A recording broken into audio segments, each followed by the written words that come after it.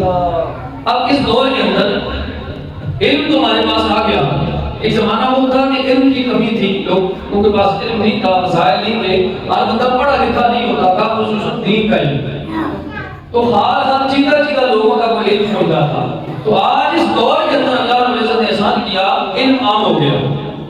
گھر گھر میں قرآن پاک موجود ہے، حدیث مبارکہ کی کتابیں موجود ہیں، موبائل موجود ہے، موبائل میں قرآن لکھو، لفظ لکھو، ترجمہ بھی آ جائے گا، تفسیر بھی آ جائے گی، علماء کی خطابات بھی آ جائیں گی، تقریریں بھی آ جائیں گی. علم آ گیا ہمارے پاس، علم آ گیا ہمارے پاس. علم ہو گیا کہ نماز فرض ہے، عبادت کرنا بندے کو اللہ نے بھیجا ہی عبادت کے لیے. یہ ساری چیزیں علم ہو گئی. اللہ رب العزت نے ہماری زندگی کا مقصد بیان کیا، وما خلقت الجن والانس الا ليعبدون، کہ ہم نے جنوں اور انسانوں کو فقط اپنی عبادت کے لیے اس دنیا میں بھیجا. مقصد حیات ہی پتہ چل گیا، یہ بھی علم ہو گیا. اب علم ہونے کے بعد معلومات ہو گئی میں تو بنا ہی اپنے رب کی بندگی کے لیے ہوں. تو کیا ہم رب کی بندگی اسی طرح کر رہے ہیں جس طرح رب نے ہمیں جس مقصد کے لیے دنیا میں بھیجا ہے؟ سوال ہے آپ ساموں سے. ہم اپنے آپ سے یہ سوال کریں، کیا جس مقصد کے لیے اللہ رب العزت نے اس دنیا میں بھیجا کیا ہم مقصد پورا کر رہے ہیں؟ علم تو ہو گیا، اللہ نے بیان فرما دیا کہ وما خلقت الجن والانس الا ليعبدون، کہ ہم نے جنوں اور انسانوں کو صرف اور صرف عبادت کے لیے دنیا میں بھیجا اور مقصد ہی کوئی نہیں. کیا ہم اپنا مقصد پورا کر رہے ہیں؟ جب مقصد پورا نہیں کر رہے تو پھر ہم نے اس مقصد کو سمجھنا ہے. معلومات تو ہو گئی، اللہ پاک نے بتا دیا تم اس مقصد کے لیے بنے. علم ہو گیا، عبادت اور تقویٰ کے لیے اللہ نے بھیجا، اللہ اور اس کے رسول کی اطاعت کے لیے اللہ نے اس دنیا میں بھیجا. اب کرتے کیوں نہیں؟ روکنے والی چیز کون سی ہے؟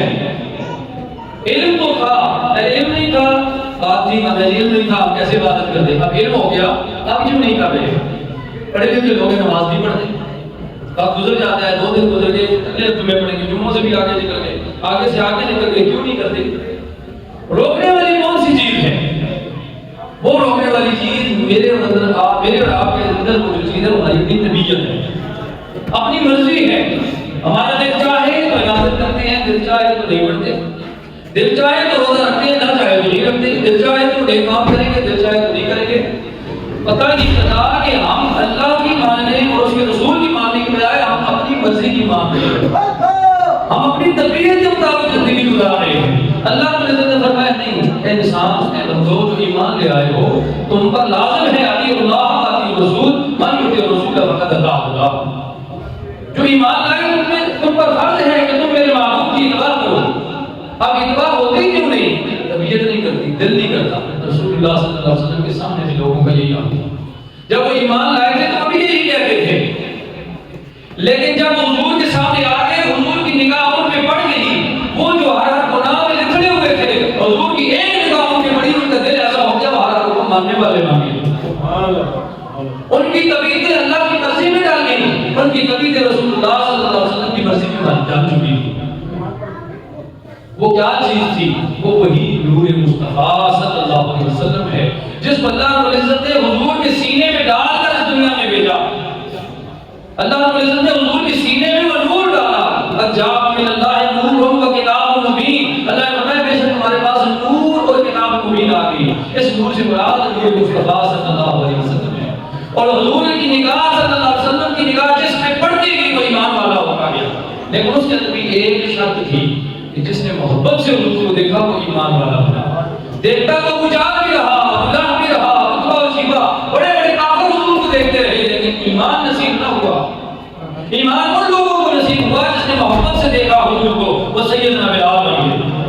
جس نے محبت سے حضور کو دیکھا سیدنا سلیمان فارسی بن گئے. جس نے محبت سے حضور کو دیکھا اپنوں کو حضور نے مولا علی کہہ دیا. آپ نے فرمایا من کنت مولا فہذا علی مولا، جس کا میں مولا ہوں اس کا علی مولا ہے. یہ شان حضور صلی اللہ علیہ وسلم کے صدقے سے ان کو ساروں کو ملی. اس لیے کہا حضور نبی کریم صلی اللہ علیہ وسلم کے ساتھ جو جو جڑتا گیا اللہ تعالیٰ کو مقام مرتبے رفتیں اور بلندیاں عطا کر. مجھ سے آپ سے یہ پوچھا جائے گا کہ تم کیا کر کے آیا ہے دنیا میں؟ تجھے عقل دیا، شعور دیا، زندگی دی، صحت دی، طاقت دی، اولاد دی، بیوی بچے دیے، گھر بار دے دیا. تجھے جس مقصد کے لیے بھیجا تھا کیا تم وہ کر کے آیا ہے؟ کیا تم نے اپنا کام کیا جس کے لیے تو بھیجا تھا؟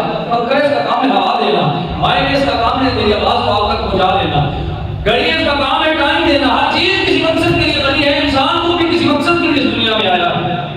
اگر تم اپنا مقصد پورا کر رہا ہے تو تم کامیاب ہے، اگر پورا نہیں کرتا تو ان کا اپنا مقصد مقصد پورا نہ کرے تو کباڑی کے پاس جاتا ہے، گھڑی کام نہ دے تو کچرے میں جاتی ہے۔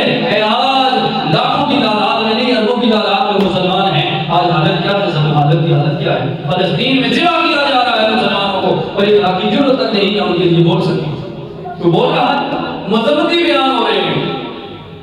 میرے بھائیوں، آج اس دور کے اندر ہمیں جس چیز کی ضرورت ہے وہ یہ ہے، علم تو ہمارے پاس آ گیا، علم معلومات کا نام ہے، علم ہو گیا، یہ سارے کام ہمیں کرنے ہیں، عبادت کی نہیں بھیجا، علم ہو گیا، یہ معلومات ہو گئی، بھائی معلومات سے آگے کیا کام ہے؟ وہ ہے عمل۔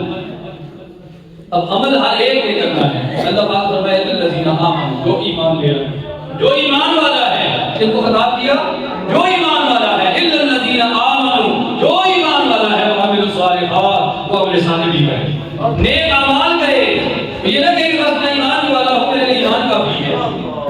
میں ایمان والوں کی بات کر رہا ہوں، غور سے سنیں، ایمان الا الذین آمنوا وعملوا الصالحات وتواصوا بالحق وتواصوا بالصبر۔ اور اس سے پہلے معبود تیرے زمانے کی قسم، کہ اللہ رب العزت نے اپنے محبوب کے زمانے کی قسم کھا کر کہا، اے محبوب تیرے زمانے کی قسم، انسان خسارے میں ہے۔ لیکن وہ نہیں جو ایمان والا ہوا، جس نے تقویٰ کو اختیار کیا، بندگی کو اختیار کیا، نیک اعمال کیے، وہ خسارے میں نہیں بلکہ وہ عین ایمان کے راستے پر ہے۔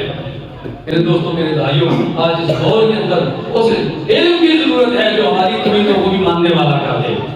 علم سے آگے اتباع آ جاتی ہے، اور اتباع والا کر دے، اور اتباع وہ نہیں جو اپنی مرضی سے کرے۔ اتباع یعنی اللہ اور اس کے رسول کی اطاعت وہ نہیں جو ہم اپنی مرضی سے کرتے ہیں۔ اتباع یا اطاعت وہ ہے جو اللہ اور اس کے رسول کی مرضی کے مطابق ہے۔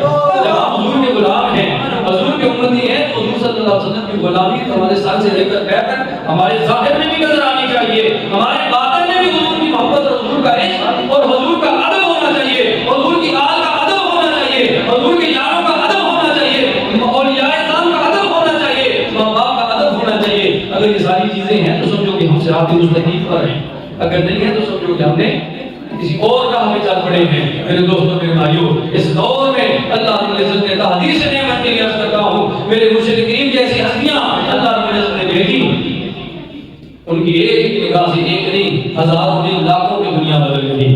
آیا تھا دنیا دار تھا، آیا تھا گناہ گار تھا، آیا تھا گانے سنتا ہوا، لیکن صحبت میں بیٹھا توجہ ہوئی، اس کی دل کی دنیا تبدیل ہوئی، مدرسہ سے لے کر محمد حضور کا غلام بن کے جاتا ہے۔